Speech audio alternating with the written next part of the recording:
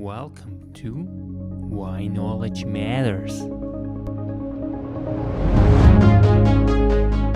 In this episode, Arvind Sharma joins me to discuss his book, Classical Hindu Thought, published by Oxford University Press in 2008. And joy. Welcome, Arvind. I'm so excited to have you back and you talking about your book published by Oxford University Press in 2008 called Classical Hindu Thought. Now, to start with, give us a broad overview what you try to accomplish with your book. So, Yannick, Hindu thought has a long history, stretching from at least around 1500 before the Common Era to our own times. And through this long history, various concepts have evolved. Some have been more influential than others, as a result of which, some ideas or concepts have been more influential than others. And they have been interpreted differently in various phases of the history of Hindu thought.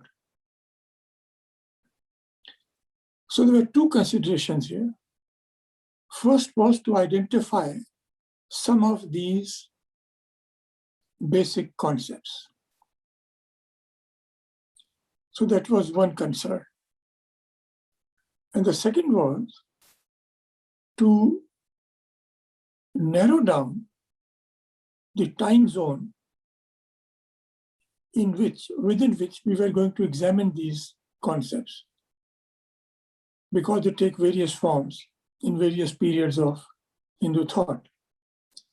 That explains the word classical in classical Hindu thought. The classical period of Hinduism is usually applied, the term classical in the history of Hindu thought is usually applied to the time period from around 4th century or 400 BCE to around 1000 AD or CE. This was the period in which these concepts acquired their basic configuration. So I thought that because these concepts are so crucial to the evolution of Hindu thought, it would be good to identify some of them which keep recurring, and two, to examine the meaning they have in the classical period, which will then prepare us for looking at the range of connotations they acquired in the history of Hindu thought. So this was the basic goal of the book. So you will find that the book lists these various concepts and goes through them systematically. Now, and tries to identify the ideas associated with them in the classical period. This answers, I hope, answers your first question. Your second question, why did I not call Hinduism instead of Hindu and call it Hindu thought rather than just Hinduism? It's because thought is a broader and looser category than an ism. An ism implies some kind of a systematization and some kind of a fixity to that systematization. Given the nature of Hinduism and the nature of thinking in Hinduism, I wanted to avoid that impression. So I called it thought. For the same reason, I did not call it philosophy. what is still to me interesting is we don't, for example, call Christianism, but we do it when it comes to Hinduism, for example. And usually isms are not always, don't always have a positive connotation, and this was to me kind of an eye opener. And I thought, well, it's really interesting that you made this move actually. Yeah, thank you. I'm glad you brought that up. Now, let's dive a little bit into the chapters. The goal of Hindu thought and Hinduism is really like the search for truth, right? Truth, yes. And yes, this is yes. really put forward. Can you elaborate what this entails when it comes to the lived experience? Yes, yeah. Okay, thanks. So, see, the basic question is, who are we? Where have we come from? And where are we going? Every religion and culture grapples with these issues. And it comes up with some answers. In the light of those answers, it formulates its philosophical structure. So we have to answer these three questions. Who, according to Hindu thought, are we? Where have we come from? And where are we going? The rest follows from this. Now, the conclusion Hindu thinkers arrived at, or most of them, because Hinduism entertains a number of opinions in this matter. But the body of knowledge, which is roughly regarded as Vedanta, or covered by the term Vedanta, a word which we can discuss later, is the position I have taken in this book, because this is the primary interpretation within the tradition so far. So according to this view of the world, who are we? So according to this perspective, we are jivas, J-I-V-A-S. What is a jiva? A jiva is a living being. We are living beings existing in this world. Where have we come from?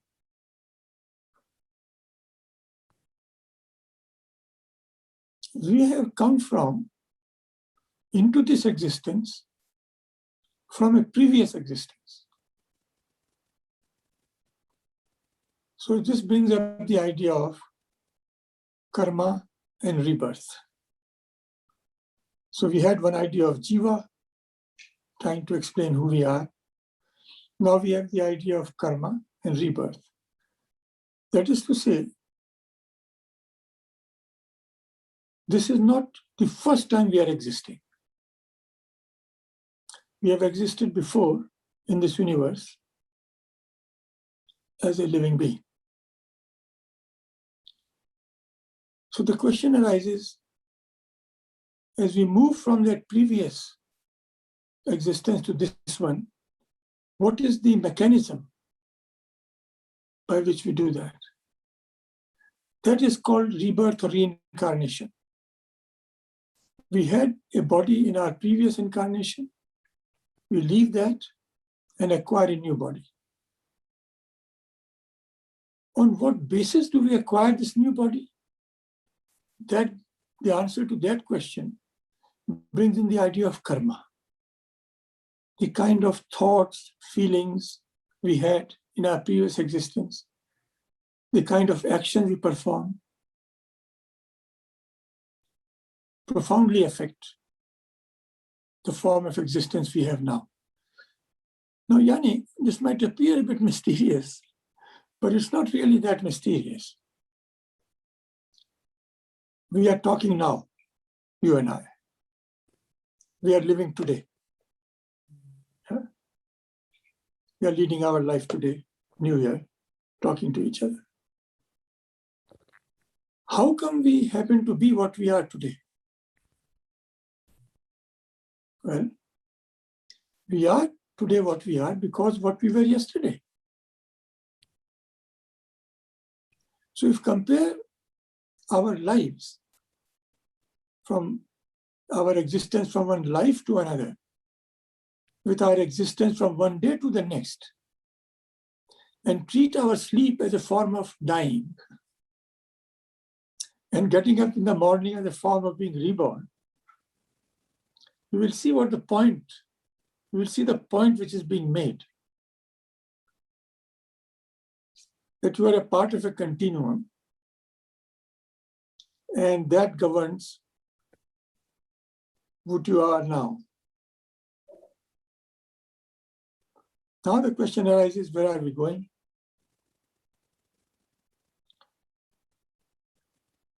We are going to future births, just as from a previous birth, we came into existence again in the form of this birth. From this birth, we'll move on to another birth.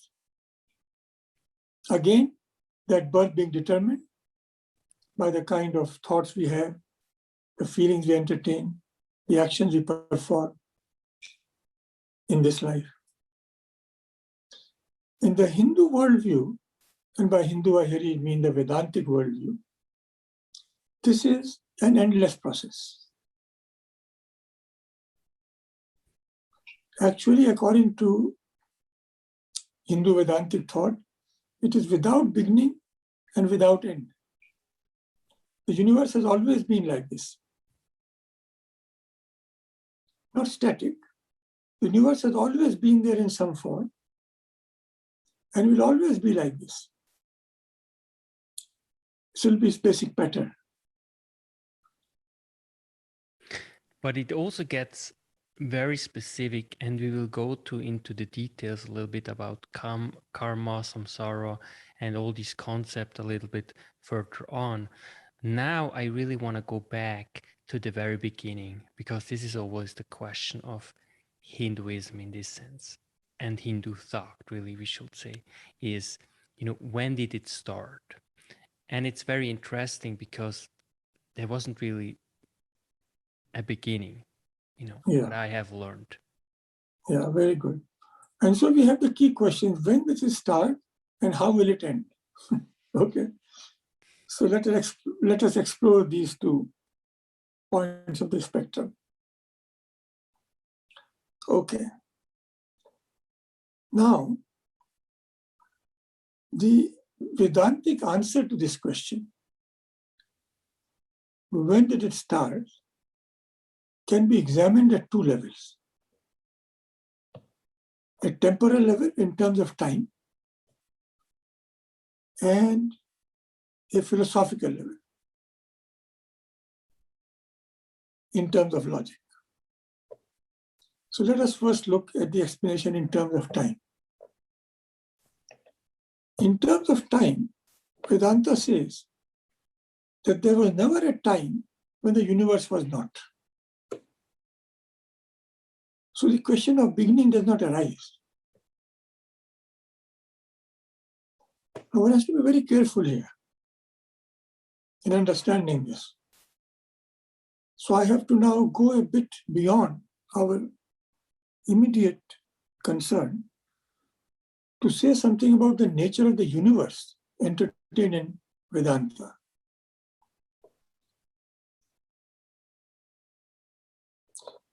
It's best to proceed now by comparing it with Western thought, by which I mean the thought in Judaism, Christianity, and Islam.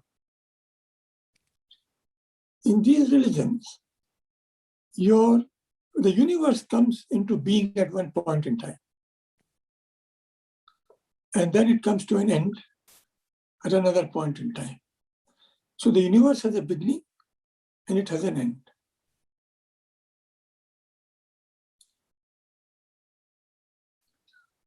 In the Vedantic conception, it neither has a beginning nor an end.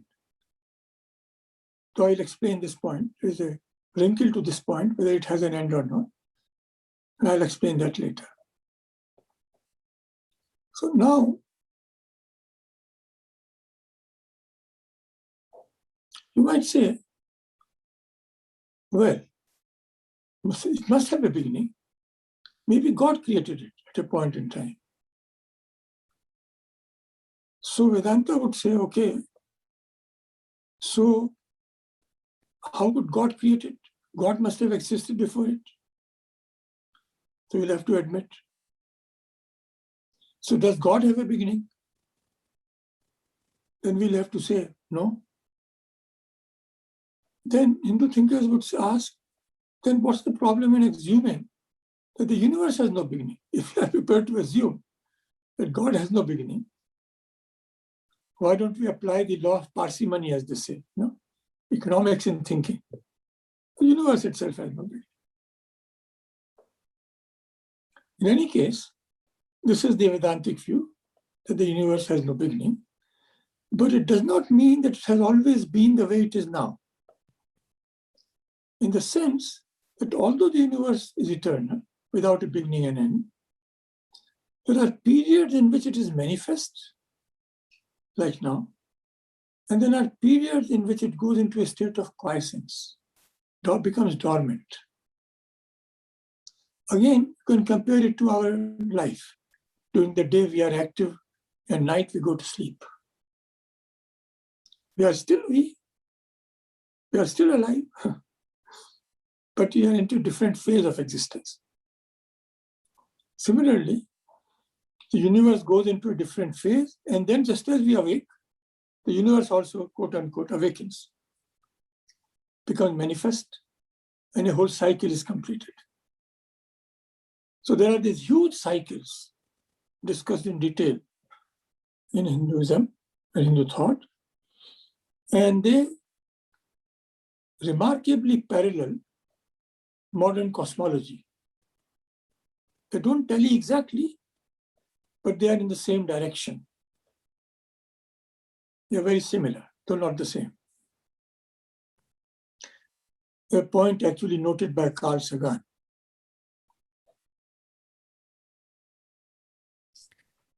But what is also so interesting, keep going.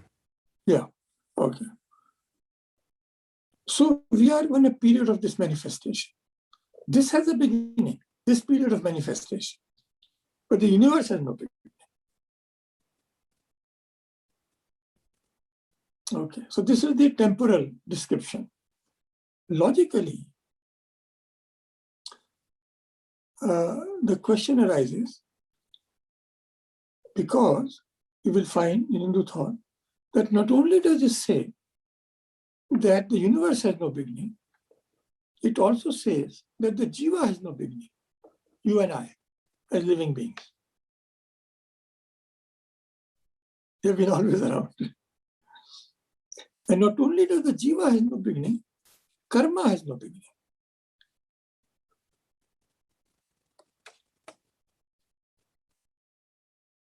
Right? So the same question arises. When the first jiva arises, when did the first karma arise? Hindu thought, that is Hindu Vedantic thought, treats it in the same way as it treats the issue of when did the universe arise or come into being. Same mode of response. But I want to now bring it out to bring out the logical part of it, especially in relation to the jiva and karma. Can you think of a person without any attributes? Can I think of you without any attributes? Can you think of me without any attributes? Perhaps not. Now, I or you here are jiva, and our attributes are our karma. So you cannot really think of karma without a jiva, or a jiva without karma.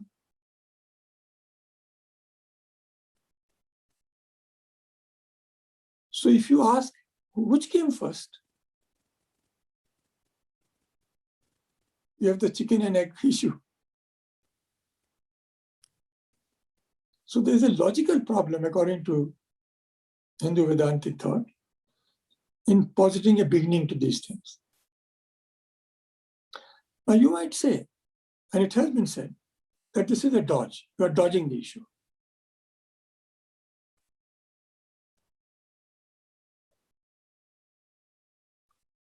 After all, karma must begin at some point, and that will explain that is, Hinduism dodges the issue of when did it all start.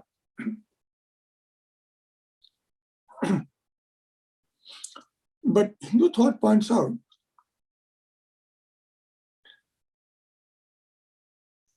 that there is an empirical and practical issue to this. Suppose a dollar comes into my hand and I go to the shop in exchange for something I gave to the shopkeeper while he's returning my change. I use that dollar. I have that dollar now, right? I use that dollar to buy something else. Now, am I going to ask the question, when does the dollar first come into circulation?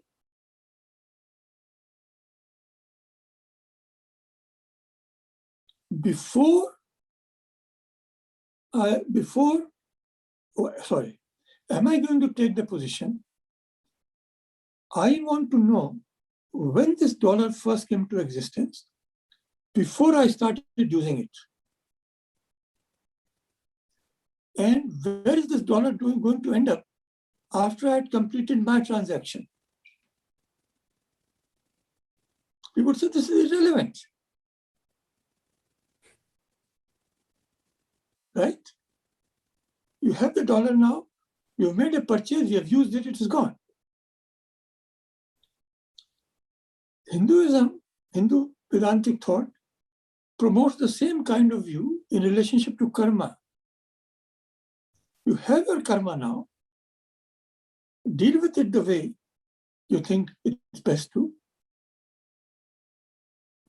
and let go of what is gone.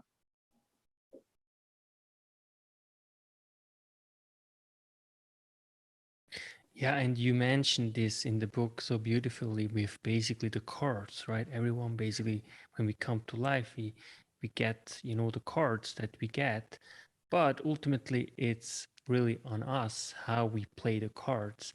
And so basically our destiny is really in our hands, and it's not somehow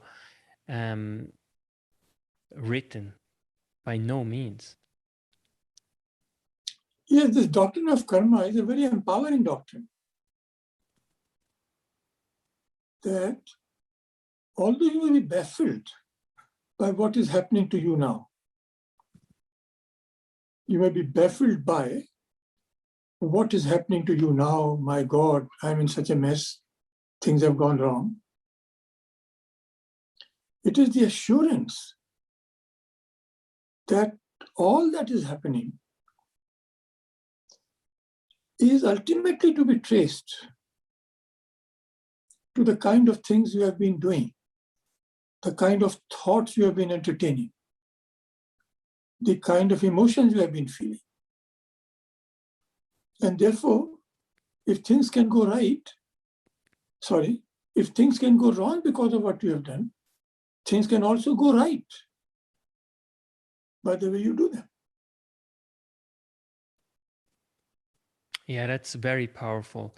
Let's go a little bit more into, how the world, well, it was always a beginning, and that's why Brahma, who is part of the Trinity, who ultimately belongs to Brahman, the supreme power, is considered the architect and not the creator. So, as you already said, and then we have Vishnu, who is the sustainer, and then Shiva, basically this destroyer.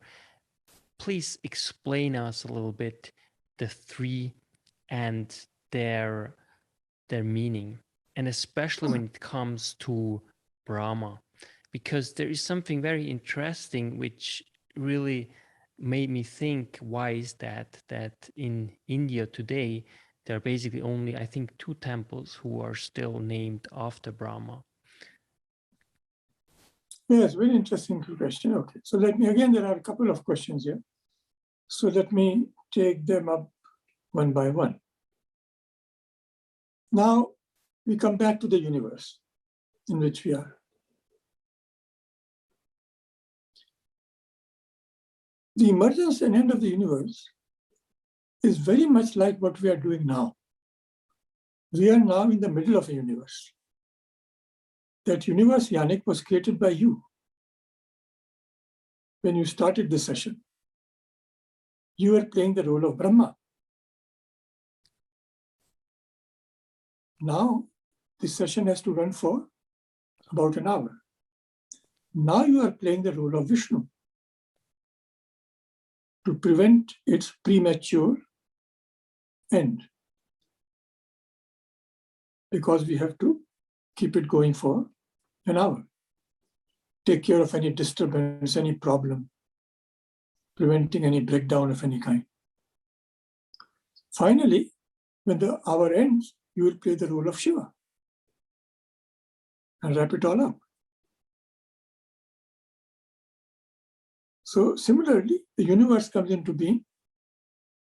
That is its manifestation. And that is governed by Brahma, sets it in motion. While it is in motion, it is regulated by Vishnu, who also, when the need arises, enters into the world to take care of things, to keep them functional. And this is called incarnation or avatar in Hinduism. And finally, like a class or like this session, the universe will end and Shiva will play his role. Now we come to the second question about the worship of Brahma. Hinduism at the present has a lot of followers of Vishnu, and that is called Vaishnavism. It also has a lot of followers of Shiva, and that is called Shaivism. But curiously, it does not have a large number of followers of Brahma. What is even more curious is that at one time, and this is about 800 BCE, it had a large number of followers of Brahma, but not anymore. This is a bit of a mystery. Some people have tried to explain it by saying that now that the universe is functioning, Brahma has no role. He has done his job. But the evidence that he was actually worshipped at one time goes somewhat against this argument. An attempt has been made to answer this in the Hindu text in terms of myths. The myth is that he misbehaved towards his own daughter, Brahma, as a god. And so he was cursed that people will stop worshipping him. So you have a mythical explanation. Some people have suggested that it was Brahma who invites the Buddha to go out and preach. And at a certain point in the history of India, Buddhism and Hinduism became rivals. And at that stage in the development of Hinduism, Hindus might have not taken kindly to the idea that Brahma went out to invite the Buddha. You have this lighter side also in Hindu myth-making. But as I said, it still awaits a proper or properly satisfactory explanation. At least I don't have it. Now, let's go back a little bit to samsara and karma. And you really, what you say is, it is really the consequence of an action is really not separate from the action itself when it comes to karma. Please explain. Yeah, see, what it is saying is something very interesting. What it is saying is that although a cause and its effect is temporary, that is in terms of time distinct. I overeat today and I get indigestion tomorrow, right? There's a cause, there's an effect.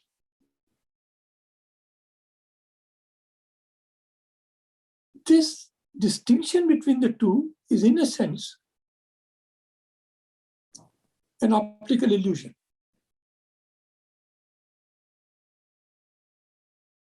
Brought about by time.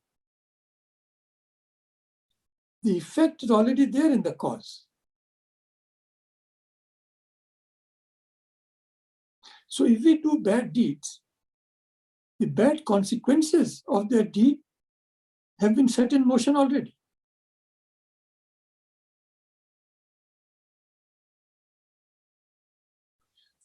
One way of putting it would be to say, the past is never past, the present is always present, and the future is already here. Yeah, and it's, I think, without going into it, but I think that's something also what quantum physics also tells us, to some extent. And, what is really, really so interesting here is that this came up in a time where we didn't have, science in this itself, but that people had those kind of insights is almost beyond belief. And well, a word of caution here, Yannick. I don't want to take anything away from this fact that in some ways, Hindu thought may be seen as even anticipating science. This has clearly happened in the case of the time dimension. As we discussed earlier, the time horizon entertained in modern physics, modern cosmology. I think Carl Sagan said that Hindu culture is the only one in the world, probably, which has anticipated that. There might be other areas also where, in a sense, I'm not trying to be triumphalist, science will catch up with Hinduism, as it were. But as in many ways, yeah, Hinduism has had to catch up with science. Yeah. But let me point something out, and I think this is very important. Why is this happening? And this will continue to happen. Because Hindu thought does not limit itself to one thought. So because it gives a free play to our intellectual faculties and allows everyone, right, to exercise them as best as they can, with the result that they come up with different conclusions, and none of them is thrown out, because of the nature of Hinduism. It is bound to happen.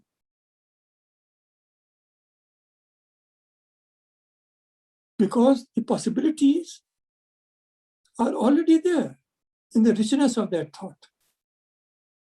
And then some of them happen to match modern advances. So what I'm trying to say is basically that the explanation of this coincidence is to be sought not in Hindu triumphalism, but in Hindu pluralism.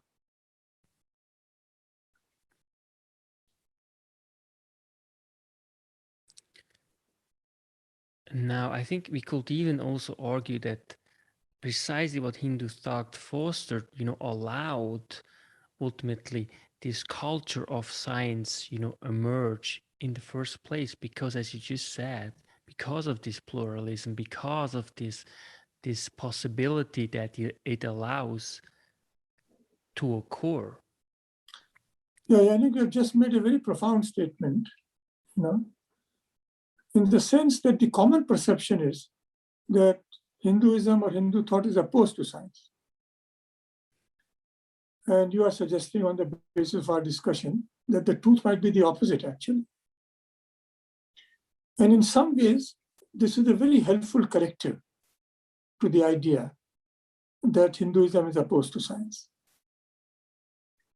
There might be some things in Hinduism which are opposed to science, precisely because it allows all sorts of things to be formulated, Exactly.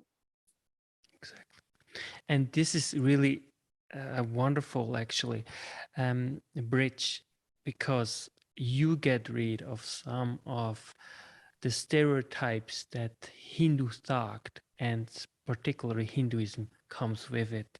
And this is really the concept of Varna.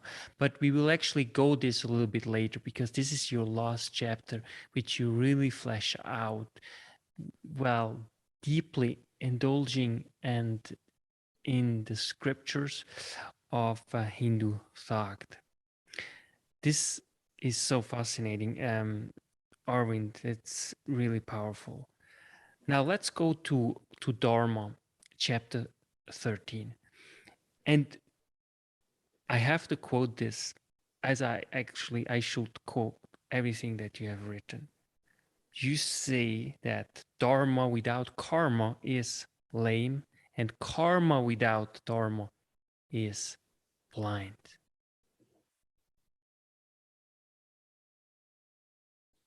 Yes. Now, this is not an idea with which Western thought is unfamiliar, but not in this form. It's not familiar in this form. The form it takes in Western thought is the relationship between faith and good works. If I were to ask you, should you have faith in Jesus Christ and in God as a Christian, what would you say? Of course. Of course. And should we do good things to others? What would you say? Of course. Of course. Why? Because faith without works is barren. And works without faith are blind.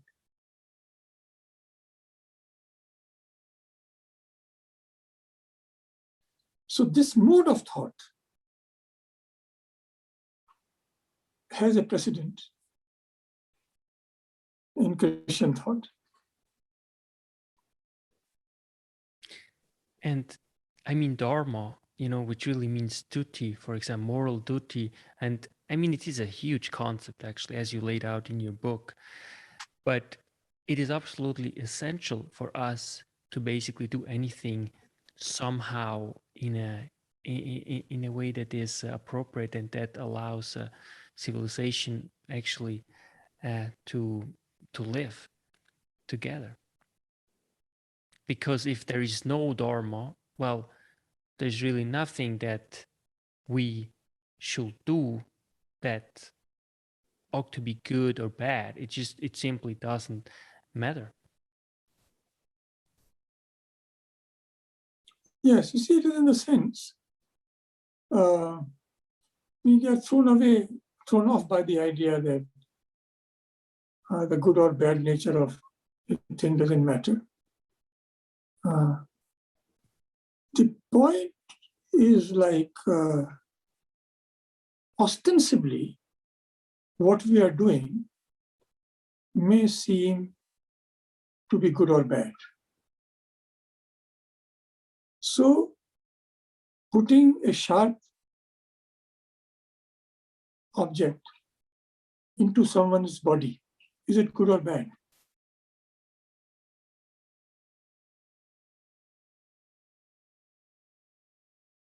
Johnny? Well, no, of course not. It depends. Well, if you want to do well, if you want to get something out of it, maybe, you know, if you're a doctor, a medical doctor. Exactly, that's the point. Yeah. Now, so the sharp object being put into a body is what a mugger does, right? And what a doctor does. Is the action good or bad? Putting a sharp object in a body. It's neutral. And that's why the adverb is so important, as you pointed out in your book. So can you elaborate a little bit on the adverb, why it is not just the action, but the intention and how you do the action? Yes. The doctor is an excellent example. All the action the doctor does, but for that the intention was therapeutic, to cure the person, could be considered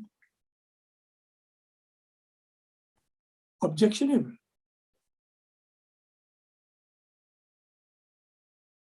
Putting a sharp object in the body of someone. Context is so important. Actually, you know, this is a very vexed issue. Actions and their consequences and things like that. And its vexed nature is acknowledged in Hinduism.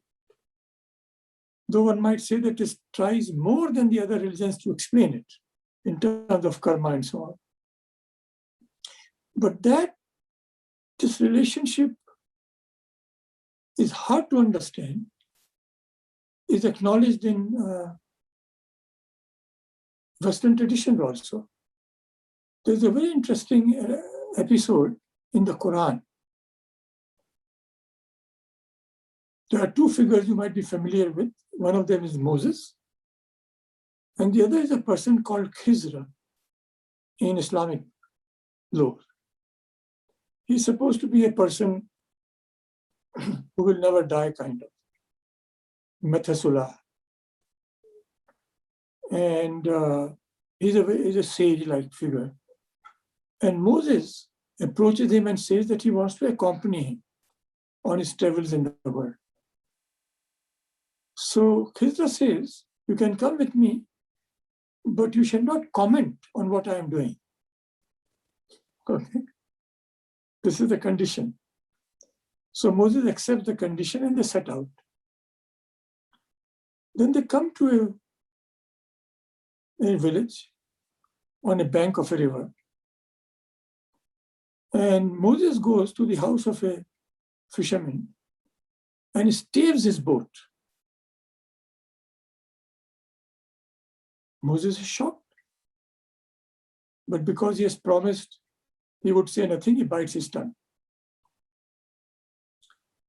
They go a little further. They see a young man. And he kills that young man, Moses. Again, Moses wants to object, at least ask for an explanation. But he has promised that he won't comment, so he keeps quiet. They go further to a village where they are treated without respect. When they are leaving the village, there's a dilapidated building. And Moses into that, goes there with Khizra, and Khizra tries to make sure that a certain thing is in order in that correct place. This time, Moses cannot take it anymore. And he asks Khizra, you did this, you did this, you did this. What is this? And then Khizra says, now we can no longer go together, but go or move together. But let me explain. First time, I steered the boat of that poor man because I could see that the king's men were about to come and conscript all the boats because the king needed them for an expedition of his. I killed the young man because when he was going to grow up, he was going to lead his parents into evil ways.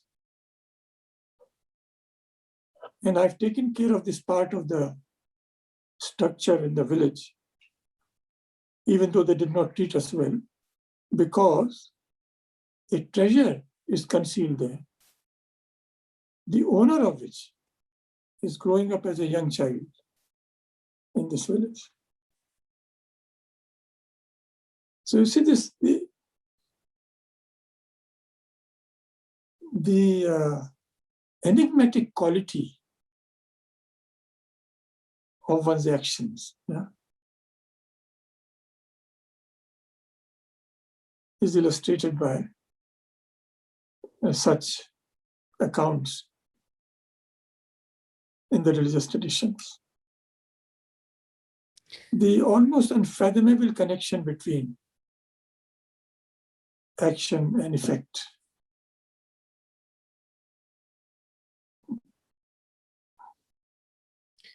Now, but before we end, though, maybe we should talk a little about the end. We talked about the beginning. We talked about the duration in between. Yeah. Should we? absolutely, yes, please. Yeah. So we have an explanation in Vedantic thought of who we are, where we came from, what are we doing here, and how is it all going to end. Now, there are two scenarios of the ending. One is, it goes on. David is going on. The show goes on. The show must go on. The other is, if you are unhappy with the show, if you want to get out of it, then there are ways of doing this. That is called moksha, or liberation, and what in Western religions is called salvation, getting out of it all. And the way to do that is yoga, on which I hope there is a chapter in the book.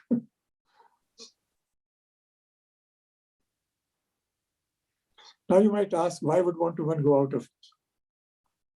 Well, there could be two reasons why one wants to get out of this mess, quote unquote, if you are feeling it as such. One is that you encounter great suffering in samsara. Samsara is our existence now.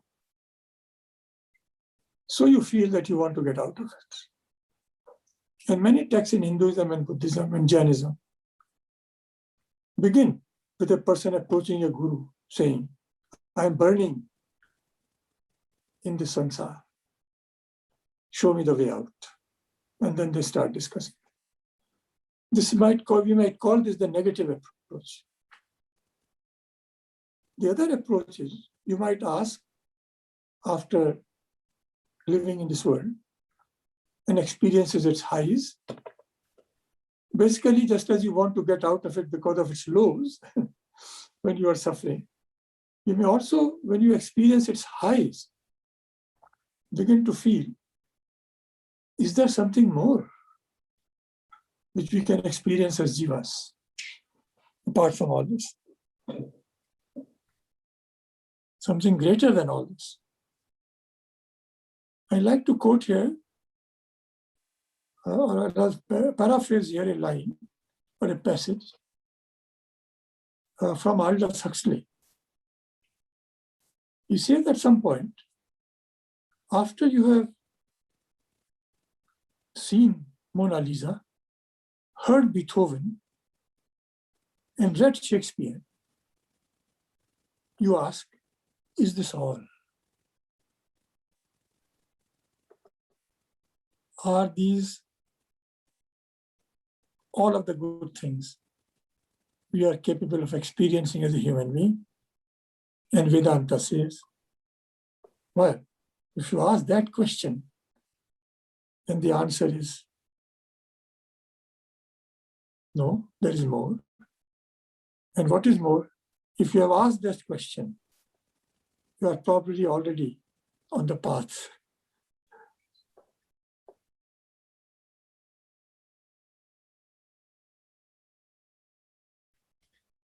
And this is also one of the biggest question is, why do we, and I think in your book, you lay this out, all these conditions, that you have to basically reach, and how you can reach through four paths. One is action, one through yoga, karma yoga.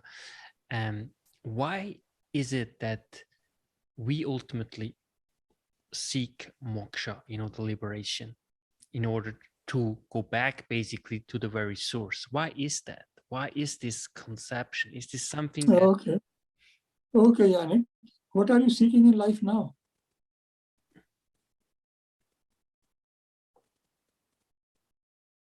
Yeah, I think it's really like the source. I'm not trying to put you in a spot. No I'm just problem. trying to make a point. What am I trying to do in life? So I'm writing books, giving lectures, creating videos like this one through your kindness, right? What am I trying to achieve?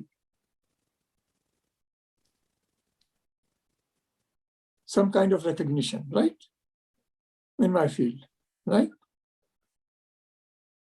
In a sense, also doing my duty. Okay. Absolutely, yeah. Why? Because I think that ultimately this will bring me that elusive thing called happiness, anand, bliss, right? Everything we do, everything literally, is ultimately or proximately concerned with happiness.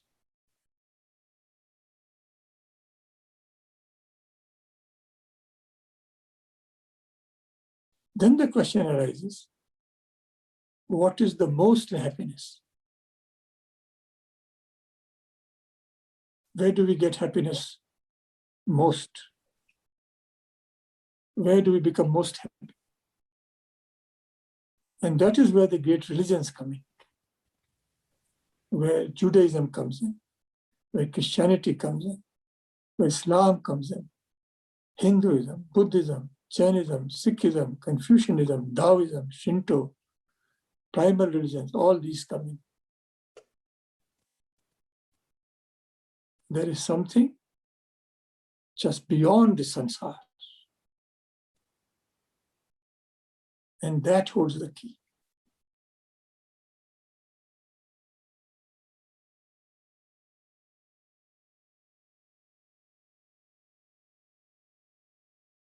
Yeah, that's very powerful. And now let's dive into it, really your longest chapter, where you get rid of the stereotype that Hinduism comes with it, or Hindu thought, I should say. And that's really the caste system. And really, as you said in your book, and I paraphrase, this stereotype and how it is fixed, basically. Well, that's how you're born. It's according to your birth, and therefore you are in this and this situation. It really denies, according to you, India's religious literature. You know, please explain. This is, of course, the hardest question of all. The hardest question of all. And there are several reasons for that. One reason is that Hindu thinking in terms of this issue, which broadly called the caste system, has not been the same throughout its history. We can see patterns and we'll identify them in due course. So this is one factor, great diversity and variety on this issue of social organization within Hinduism. Then there is the colonial interlude, the British rule.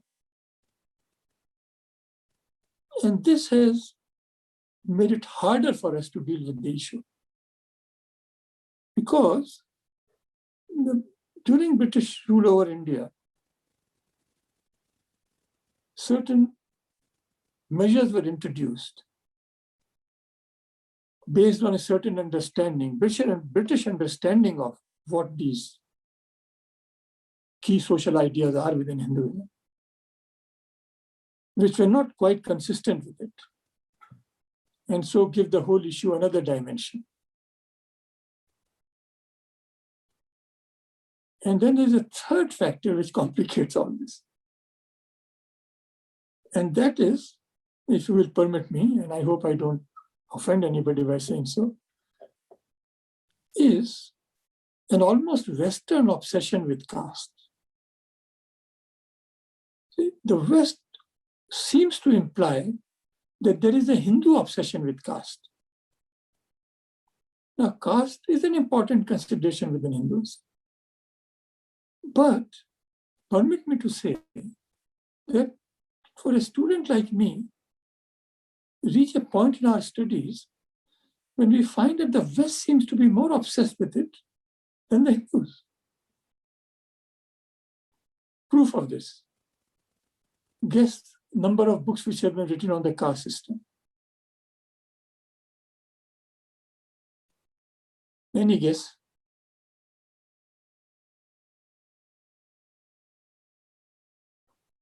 You ask me?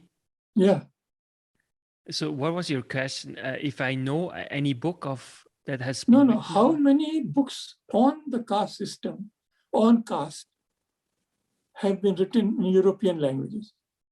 Well, I think many. I think that's my assumption, but not very positive ones, I guess. Yeah, but just they have been written right.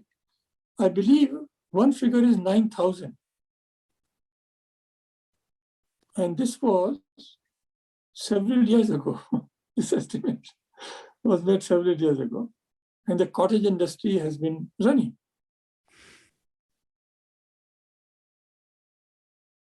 So if you took a non-entity, right? If you call something Zong Zong, these people have a social organization called Zong Zong, and you wrote 9,000 books on that, it would become a phenomenon. I'm not saying that it is exactly that, but it has elements of that in this obsession. Anyway, I would say that as a warning to those who are listening in to us, that some of the hoopla around it is a bit artificial. However, the issue is a complex one. And you hinted at some of the complexity. Let me try to lay it out as I see it. And this is my view. It's a very complex issue, so people will have different views. I see a clear distinction to be drawn between three terms in this context. One term is Varna, V-A-R-N-A, Varna. The other is Jati, J-A-T-I. And the third is caste, as in C-A-S-T. And these three terms represent three phases, major phases, in the way Hindu society has been organized. So in the first phase, you have Varna. There are 4 Varnas. Varnas are a division of society into functional groups. So there are some people who are priests, who are teachers, who are scholars, who are intellectuals, who are legal experts. This is one class. Then there are people who are warriors, soldiers, politicians, bureaucrats. This is another class. There are people who are agriculturists, artisans,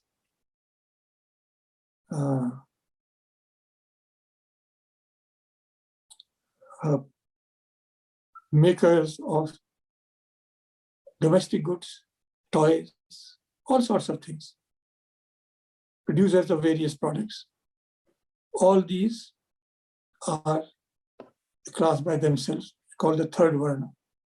And finally, there is the labor class, where the people who perform menial jobs like washing, cleaning, scavenging, and so on, who are in service, perform service to others. They are the Shudra class, 4th class. Now you can see that there is a functional division.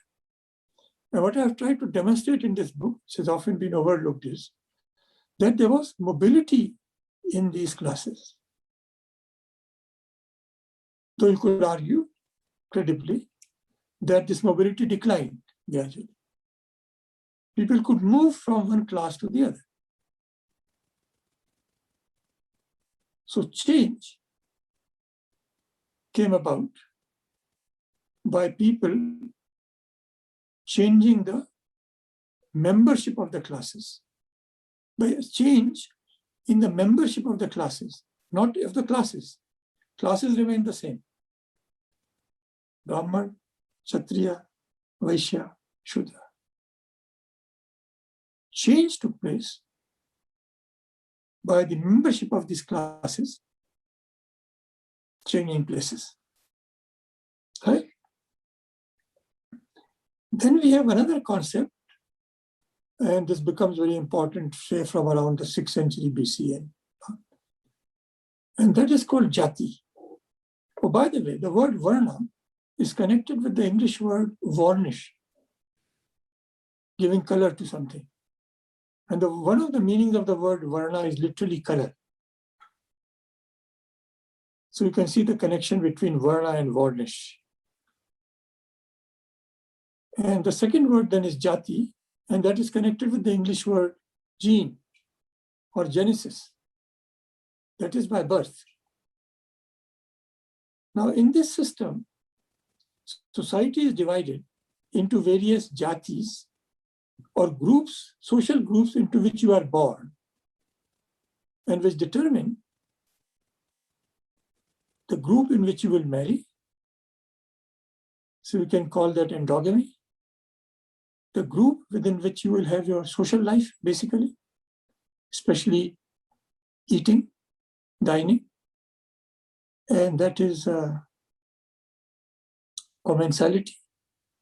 And people of this group follow a profession, often, a separate profession, and so that they are craft exclusive.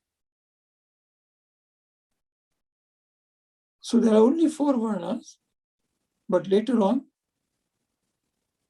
there are numerous jatis, various estimates from 2,000 to 4,000 to 8,000 to 10,000. Jatis are not fixed in number. The varnas are. Change in varnas took place by the membership changing within the varnas. Change in jatis takes place through jatis, by the jatis appearing or disappearing, or losing their craft.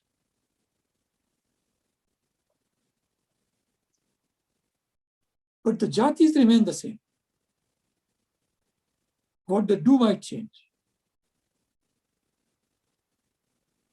But the number can change.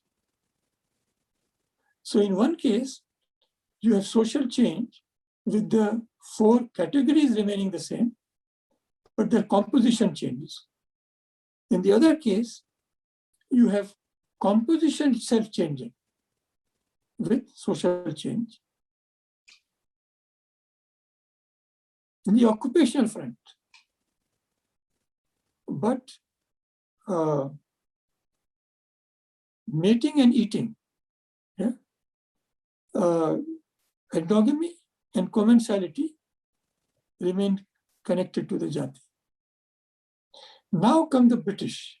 Okay, what is the relationship between these two is an open question. An attempt was made in Hindu sociology to explain the jatis in terms of the varnas by the intermarriage among the varnas, which was not considered the right thing to do, but which happened, and therefore the jatis arose. This is the traditional Indian explanation. What the British did was to insist that just as there is a hierarchy among the varnas, first, second, third, fourth, there has to be a hierarchy among the jatis, 1, 2, 3, 4. And so they set a thing in motion, system in motion, in which various jatis competed in this hierarchical scheme by connecting themselves with one of these 4 varnas, which gave rise to a lot of litigation. And then the British did something else, which neither the varna nor the jati did. The first thing which the British did, it can be connected with varna and jati because they tried to impose the hierarchy of varna onto jatis. But the second thing they did was unique. They connected these things with race, both the varna and the jati. This was not done in the Hindu scheme. The differences were cultural.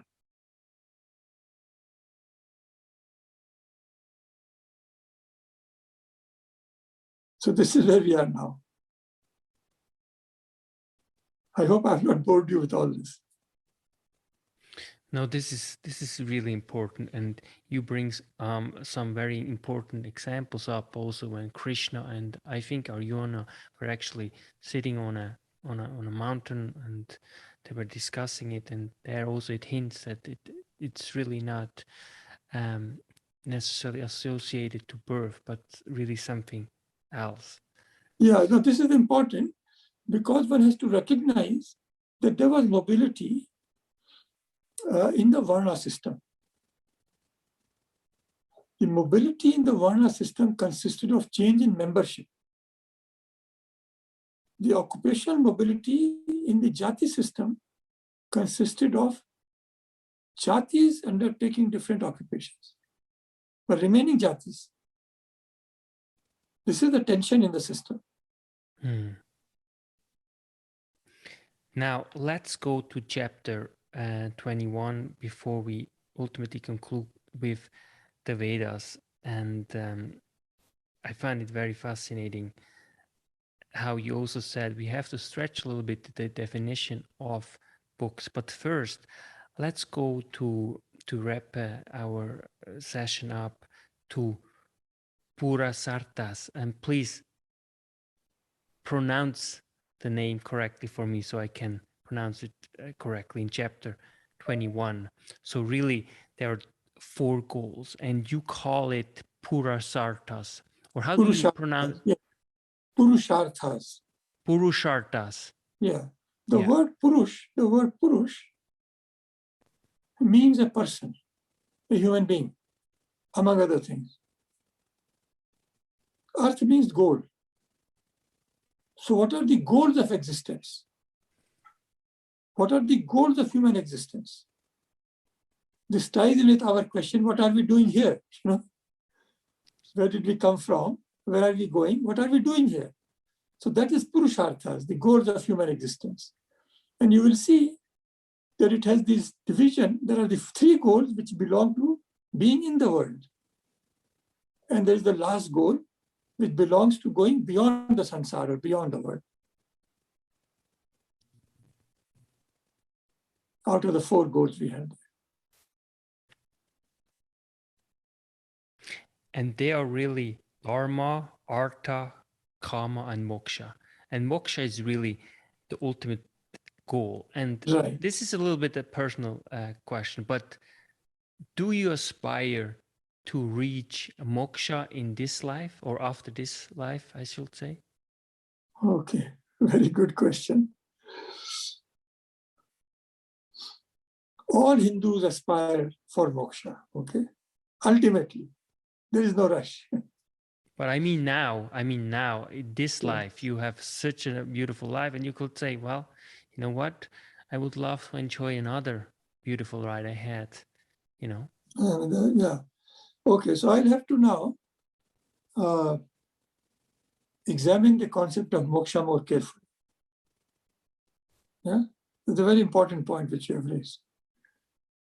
Moksha means freedom, literally. So you might ask, freedom from what? So it is freedom from sansar. Freedom for being born again and again in this world, right? Again and again in this sansar. Because we experience both joy and sorrow in this world. But we should distinguish happiness from joy and sorrow. Happiness is beyond joy and sorrow. Okay? So what he's saying is the idea of moksha is you can experience joys and sorrows in the world, good. You can have the joys of the 4 to 3 goals. But if you want real happiness, you have to go for moksha. Now your question is, do I want to seek moksha right now? Do I want moksha right now or not? And my answer to that is we have to re-examine the idea of moksha to come to my answer. When we say this, what we have just said, that moksha is freedom from involvement in sansar, from this world of joys and sorrows into happiness. Yeah? We are making a fundamental assumption. That assumption is, according to Hinduism, Hindu thought, Hindu Vedantic thought, actually even according to Hinduism, Buddhism, Jainism, and Sikhism, the assumption is that our involvement in this cycle of being born again and again is involuntary. What do I mean by that? What I mean by that is that although we think that we want something to do, we want to achieve something in life, we have these desires, we want to fulfill them. We have these desires which we want to fulfill, right? The fact is that we do not have desires. The desires have us. Or in Freudian terms, we are victims of repetition compulsion. We are addicted to sansar. Just as we might be addicted to drugs and to lottery, to fame, to whatever. It's an addiction. Once we accept this,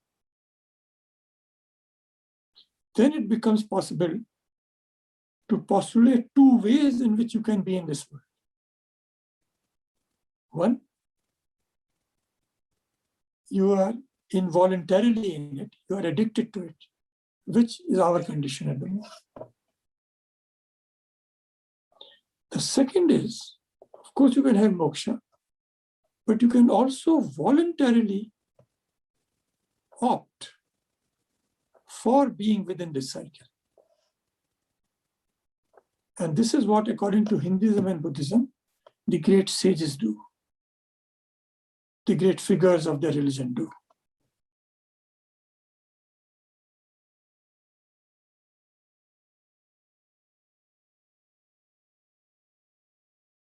Okay.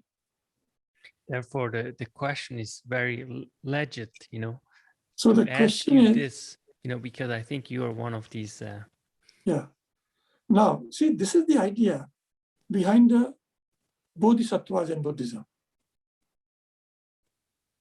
People who are also ready even to postpone their own enlightenment to do good to others. That's one extreme.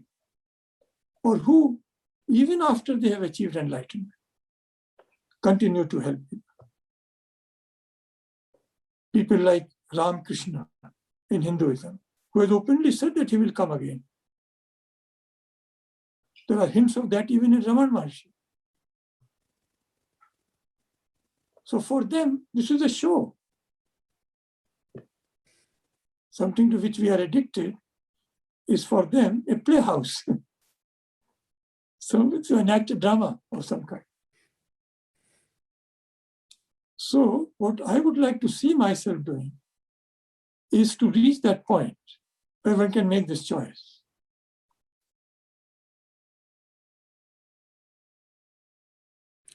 Beautiful. Yeah. Yeah, I can't. Yeah, that's really exciting. Thank you so much for this explanation. Really personal account too. Now, let's wrap it up with the Vedas, chapter 22.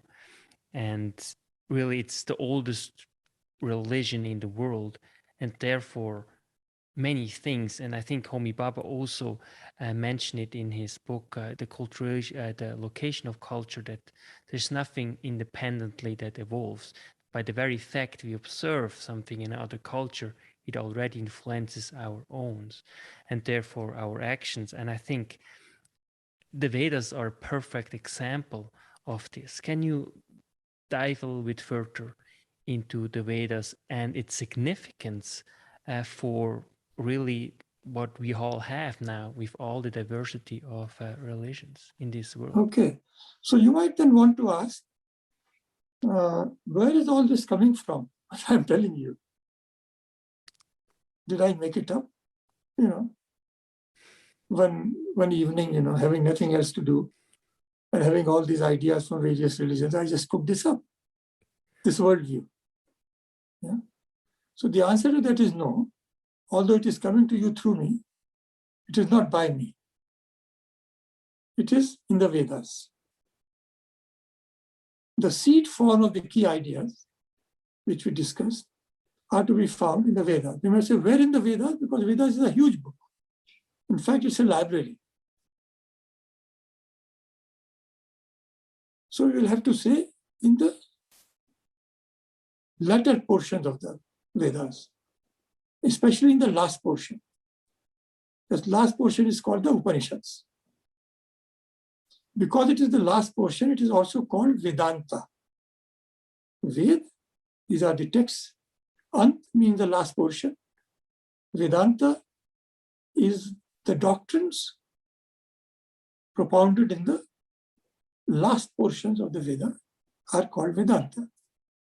That's what we have been discussing. Now, I want to make an important point about this. They are considered revelation. The Vedas are considered revelation.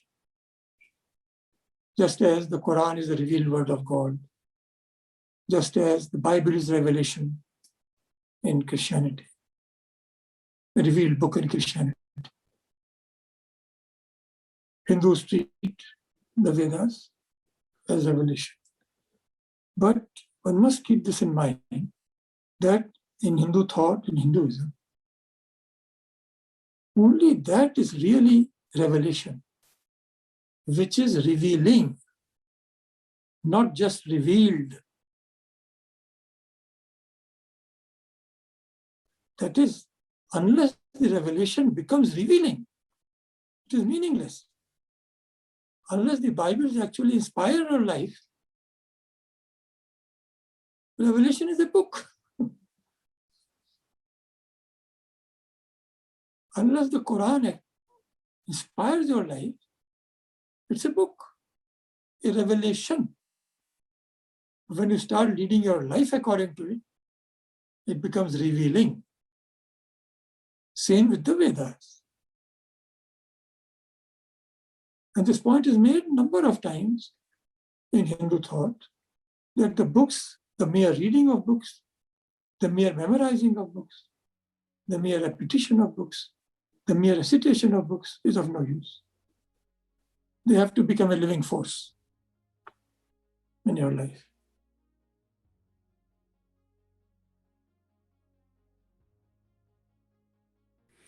Arvind, this was such a fascinating book and discussion with you. And what I find very profound is, while reading your book, is that it opens whole new possibilities to which, I myself, see the world. And the comparison that you make, with the Bible, with Islam, with Buddhism, and so on, are incredibly revealing and tell us so much about the richness of this this thought that is really literally considered the oldest religion of our world, and that we, I think, really own very, very much. So inspiring, deeply inspiring. And thank you so much, Arvind. It's always a pleasure and profound listening to you. Thanks for inviting me. Arvind Sharma.